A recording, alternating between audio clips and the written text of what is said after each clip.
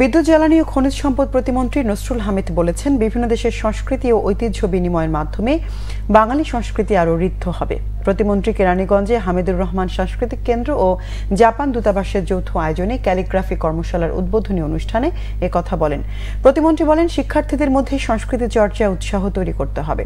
নতুন প্রজন্মকে দেশীয় সংস্কৃতির পাশাপাশি উদ্ভাবনী জ্ঞান অর্জনের সুযোগ দিতে হবে। তিনি বলেন, জাপানি ক্যালিগ্রাফি কর্মশালার মাধ্যমে জাপান বাংলাদেশের মধ্যে সাংস্কৃতিক বন্ধন তৈরি হবে। অনুষ্ঠানে বাংলাদেশে নিযুক্ত জাপানের রাষ্ট্রদূত ইয়ামা কিমিনোরি বলেন, সাংস্কৃতিক কার্যক্রম বিনিময়ের মাধ্যমে বাংলাদেশের সাথে বিদ্যমান দ্বিপাক্ষিক সম্পর্ক আরও জোরদার হবে। স্কুল পর্যায়ের 100 শিক্ষার্থী ক্যালিগ্রাফি কর্মশালায় অংশ নেওয়ার সুযোগ পাচ্ছেন। বিখ্যাত জাপানি ক্যালিগ্রাফি শিল্পী সাতোকো আজুমা শিক্ষার্থীদের প্রশিক্ষকের দায়িত্ব পালন করবেন।